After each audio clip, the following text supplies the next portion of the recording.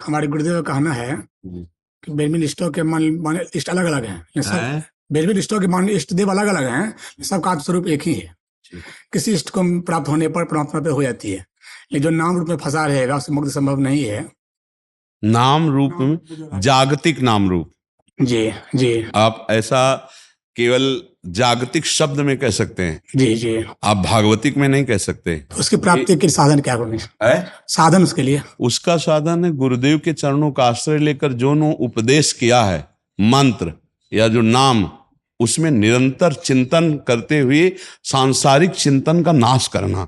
पहला हमारा जागतिक चिंतन छूटे, फिर जब सत चिंतन होते होते अंतःकरण शुद्ध हो जाता है, तो जैसे शुद्ध दर्पण में अपना प्रतिबिंब भासता है ना, ऐसे शुद्ध बुद्धि में ज्ञान चक्षु का प्रकाश होता है। जब ज्ञान चक्षु का प्रकाश होता है तो जानत तुम्हें तुम्हें हो जाए, पूर्ण हो जाता है। पर नाम और रूप में हम फंसे हैं, नाम और रूप के ही आश्रय से हम आगे बढ़ते हैं। हमारे गुरुदेव है ना, गुरुदेव का नाम है ना, गुरुदेव का दिया हुआ नाम है ना, साकार है ना, बस हमारी यही प्रार्थना है। हम पहुंचते वही हैं, ब्रह्मविद ब्रह्मवि भवति तस्मित् तज्जने भेदा भावात्। सत्य वस्तु यही है कि दो नहीं है, सत्य वस्तु एक है। और मानी संख्या गुरुदेव, फिर उस संख्या को हम जब विस्तार में लाए सवाल में, तो अखंड मंडलाकारम व्याप्तमेव चराचरम, बस बात बन गई। कोई भी मान लो, राम बोलो, कृष्ण बोलो, हरि बोलो, कोई भी बोलो, वो एक है। और वही एक अनेक में है, अनेक में एक और एक में अनेक का जो दर्शन कर लिया, वही सिद्ध ज्ञानी। यो माम पश्यति सर्वत्र सर्वम च मयि पश्यति तस्याहम न प्रणश्यामि सच में न प्रणश्यति। वो अधूरा ज्ञानी है जो किसी का खंडन करता है। संपूर्ण ज्ञानी वही है जो है बस है। इष्ट का सूक्ष्म रूप प्राप्त करने के लिए है सूक्ष्म रूप में जाएंगे तब उसका असली नाम मिलेगा।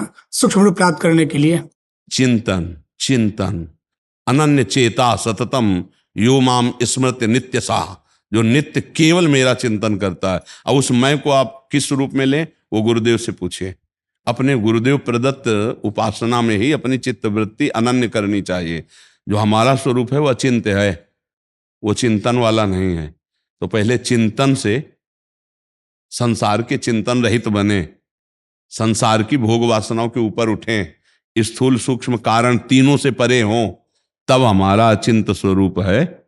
और वो चिंतनीय नहीं है, वो अपने आप से अपने आप में स्थित है। समझ पा रहे हो हमारी बात? चूंकि ज्ञान मार्ग की तरफ खिंचाव वाली वार्ता है, इसलिए आपको इस बात को कह रहे हैं। हाँ, पूर्ण ऐसा भक्त पूर्ण होता है। ज्ञानी को भगवत प्रेम संबंधी बात में हो सकता है चूक हो जाए, तत्वबोध में नहीं चूक है, लेकिन प्रेमी को तत्वबोध भी होता है और भगवत प्रेम भी होता है।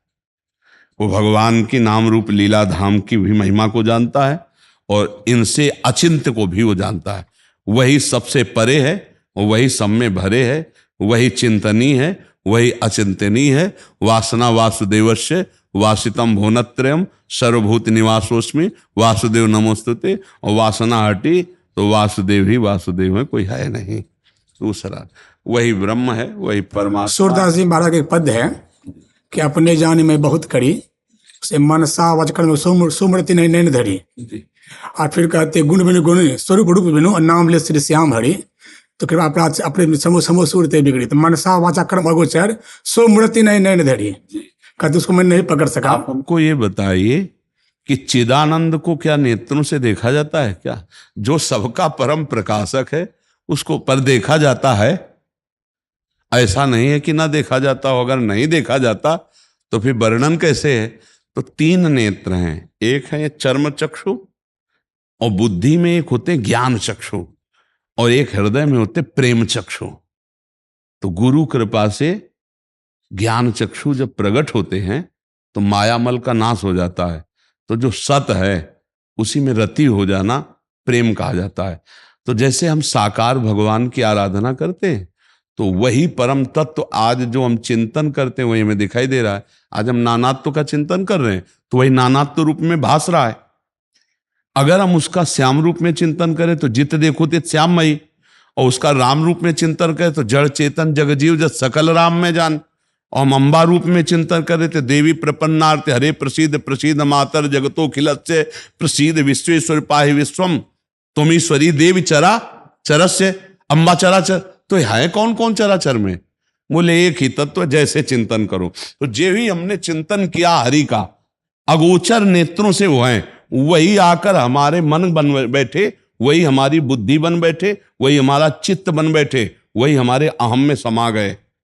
हमारी मन बुद्धि उनकी तक नहीं पहुंच सकती। राम तर्क बुद्धि मन बानी, लेकिन राम जी तो बुद्धि मन में आके बैठ सकते हैं, इंद्रियाणाम मनस्यास्मि। तो भक्त अपने मन के नेत्रों से उनको निहारता है, और मन के नेत्र कहाँ खुलते हैं? यहीं खुल जाते हैं। ये खुले हैं तो सामने, बंद है तो सामने, कोई अंतर नहीं रहता। पिय मूर्ति नैनन बसे ते रस रहाय समाय, ये लक्षण सुन प्रेम। ये केवल प्रवचन नहीं दे रहे, ये केवल प्रवचन नहीं दे रहे। जो अनुभूति की चर्चा है वो काशी विश्वनाथ जी के प्रसाद में है, और जो प्रेम की चर्चा है प्रियाजू की चर्चा में कहे, पी मूर्ति नयनन बसे ते रस रहाय समाय, ये लक्षण सुन प्रेम के और न कछु सुहाय, और न कछु सुहाय फिरे अपने रस मातो, कुटुम देहते जाए छूट सब ही विधि नातो। इसी मन में प्रिया प्रीतम, मन में प्रभु। मन प्रभु तक नहीं जा सकता, प्रभु मन में आके बैठ सकते हैं ना, इस पर कोई तर्क तो नहीं है ना, वो आके बैठ सकते हैं ना। तो प्रेमी जनों के प्रेमाकर्षण में वो आके बैठ जाते हैं। जो मन भगवान श्री कृष्ण ही हैं, लेकिन विमुख होने पर हमको काम क्रोध लोभ मोह मद मत्सर की तरफ आकर्षित कर रहे थे, वही जब हम अहंकार त्यागने के लिए गुरु चरणों का आश्रय लिया, तो वही मन ही श्री कृष्ण बन गया, मन ही ब्रह्माकार हो गया, मन ही ब्रह्ममय हो गया। कोई अंतर नहीं पड़ता। जो आत्मा है वही वही है, दूसरा कोई नहीं।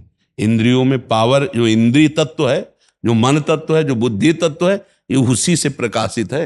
ये सब वही है, कुछ और नहीं है। त्रिगुण भी वही है। सर्वम खलमिदम ब्रह्म ने नानास्ति किंचन मत्ता परतरम नान्यत किंचिदस्ति धनंजय ईशावास्यमिदम सर्वम यत् किंचे जगत्याम जगत। कुछ और नहीं महाराज, बस सवाल हल करना है। सवाल हल हो जाए, एक अंत प्रकाश हो जाएगा।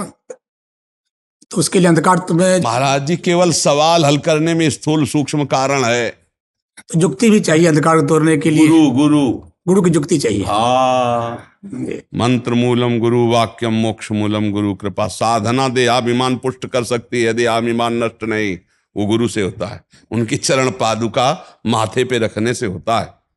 रहु गणित तत्तपसा न याति न चेज्या न निरूपणाद गृहाद्वा न छंदसा नैव जलाग्न सूर्यो बिना महात्पाद रजोभिषेकम। दूसरा उपाय ही है महाराज, सब कुछ वही है, बस सवाल हल करना है। तो ये नहीं है, ये नहीं, अन्वय व्यतिरेक दो पद्धतियां हैं। व्यतिरेक ये नहीं, फिर है, और जब है तो फिर सर्वम खल। हमारे गुरुराज ने कहा सब संतन की बड़ी बलियाड़ी, वही कहा सब संतन की बलियाड़ी। सबका मैंने नाम रूप जो है सहारा अनेक है, रास्ता एक है। उन्होंने कहा बिंदु रास्ता है, सब सिमट कर बिंदु हो जाए तो रास्ता मिल गया। रास्ता एक है, सहारे अनेक है। कोई सहारा पर रास्ता मिल जाएगा। संतों के चरणों का सहारा, उसी से गाड़ी पार हो जाती। इसलिए कहा गया है कि अहम नहीं नष्ट होता महाराज जी। ये हम सब अनुभव की बातें कहते हैं। अहम नहीं नष्ट होता। फलाहार और न जाने का इतने घंटे पद्मासन, इतने घंटे से वो पुष्ट ही हो रहा है। इसको नष्ट सिर्फ गुरु कृपा ने किया। और जब नष्ट हुआ तो कुछ नहीं करना महाराज, जितना करना वो सब मिट्टिया मेट करना है। जितना करना वो सब मिट्टिया मेट करना है। वो करने ना करने से दोनों से अलग है। वो करने से उपज नहीं होती, ना करने से कुछ घटता नहीं है। वो साधना से बढ़ोतरी नहीं होती, असाधन से उसमें कोई कमी नहीं आती। जो मैं है वो निर्लेप है, निर्विकार है। बस करने का अहम है, उसी को मिटाने के लिए सत में लगा दिया, सत से हटा दिया। और जब शुद्ध सत में लगे तो करता भी गया और भोक्ता भी गया, तब अपने स्वरूप का बोध हुआ। कर्ता भोक्ता को बोध थोड़ी होता है। कर्ता भोक्ता तो अज्ञान ही रहता है। और अज्ञान जब नष्ट हुआ, अब ये ऊंची बातें हैं भाई, लोगों की समझ में आ रही ना हो, लेकिन लक्ष्य आपका है इसलिए चर्चा हो रही। तो ये महाराज ज्यों कहते हैं सब कुछ वैसा ही रहता है, बस अज्ञान हट जाता है, कर्ता और भोक्ता भाव हट जाता है। अहंकार विमूढ़ आत्मा कर्ता अमिति मन्यते। गुरु कृपा ही केवलम, हम बस एक शब्द में कह सकते हैं गुरु कृपा से ही संभव है। चाहे जितनी बुद्धि लड़ा लो, चाहे वेदांत पूरा कंठास्थ कर लो, लेकिन किताबी ज्ञान से माया की ग्रंथि का भेदन नहीं हो सकता। वो गुरु के जब तक चरणों की रज का सेवन नहीं होता और जब तक उनकी हमारे ऊपर प्रहार नहीं होते उनके, तब तक ठीक नहीं होता। जब हमारे अहंकार पे चोट मारी जाती है, वो गुरु ही मार सकता है, क्योंकि दूसरी जगह गर्दन फंसा नहीं सकते। मान लो हम बात करेंगे तो ऐसे बात करेंगे आपसे, अगर कुछ भी बात करेंगे तो महाराज महाराज आप समझिए, और गुरु ऐसे थोड़ी बात करेंगे। गुरु ही अहंकार का मिटिया में, और अहंकार ही अविद्या है, यही अहंकार ही हमको नष्ट किए हुए है। अगर मैं ज्ञानी हूं ऐसा बोध है तो अभी अज्ञान गया नहीं। मैंने ब्रह्म बोध प्राप्त कर लिया अगर ऐसा है तो अभी अज्ञान गया नहीं, क्योंकि वो बैठा है फल फैलाए हम। जब वो गया तब अपने आप से अपना मैंने आत्म तत्व का बोध प्राप्त कर लिया है, अज्ञानी की भाषा है। वो अपने आप का आत्मा कौन है? मैं ही तो है। अंधकार में रहने से तो अज्ञानता होती ही है, अंधकार टूटेगा तो क्या चाहिए? अंधकार टूटने का जो युक्ति है वो गुरु देंगे। बस ये मतलब सर्वसार बात है कि जिसको माया मुक्त होना है गुरुदेव के चरणों में लिपट जाओ, वो बस उनकी एक भीनी कृपा दृष्टि आती है और वो ऐसी ज्योति जगाती है अंतर में कि वो अपने से अपने को देख करके तृप्त हो जाता है। फिर गुरु और शिष्य नहीं रह जाते। सेवक स्वामी भाव छुटी जावे। फिर वो एक अद्भुत स्थिति होती है, एक में दो और दो में एक, एक में दो और दो में एक। क्योंकि प्रेम गली अति सांकरिता में दोनों समाये हो तो एक रहे, पर खेल जब होगा तो दो में ही होगा। तो फिर ये द्वैत का व्यवहार केवल होता है, गुरु शिष्य का स्थिति एक होती है। व्यवहार में जो त्रुटि करे वो भी अज्ञानी होता है। अब गुरु के सामने ऐसे थोड़ी कि हम तो एक ही हैं, नहीं, गुरु के सामने प्रणिपाते साष्टांग दंडवत दैन्य भाव। पर तत्वबोध में कोई अंतर नहीं है, तत्वबोध में द्वैत नहीं है, भाव व्यवहार सेवक स्वामी भाव छुटी जावे, एक हो गए। पर अंतर का विषय रहता है। अब जैसे बाहर मिलेगा तो व्यवहार उसका सम्यक वैसे ही होगा, हाँ, समदर्शिना न कि समवर्तिना, व्यवहार वैसे ही होगा जैसे होना चाहिए। स्थिति में अभेद रहता है, उसका जो स्वरूप है वो अभेद स्थिति में रहता है। बड़ी कृपा करी, आखिर चर्चा भागवतिक हो गई जी।